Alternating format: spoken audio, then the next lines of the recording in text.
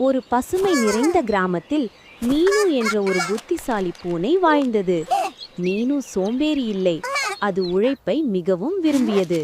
அந்த கிராமத்தில் பெரிய விவசாய நிலம் இருந்தது. அந்த நிலத்தில் தக்காளி, கத்தரிக்காய், கேரட், பீர்க்கங்காய் போன்ற பல காய்கறிகள் வளர்ந்திருந்தன. மீனு தினமும் காலை சீக்கிரம் எழுந்து, இன்று நல்ல நாள் என்று சிரித்துக்கொண்டே விவசாய நிலத்திற்குச் சென்றது. அது அன்போடு காய்கறிகளை பறித்து ஒரு பெரிய கூலத்தில் அழகாக அடுக்கி வைத்தது. காய்களை வீணாக்கக்கூடாது என்று மெதுவாக பேசிக்கொண்டே வேலை செய்தது.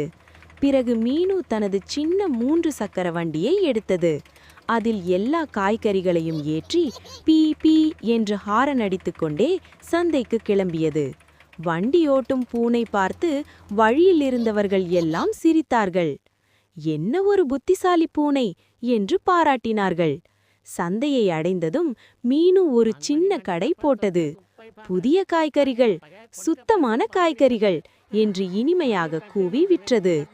ஊர் மக்கள் எல்லாம் மகிழ்ச்சியுடன் வாங்கினார்கள்.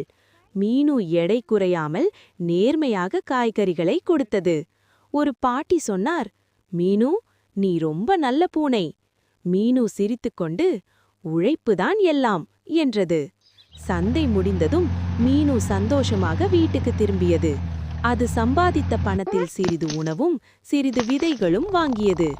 நாளை மீண்டும் காய் நடுவேன் என்று மகிழ்ச்சியுடன் உறங்கியது.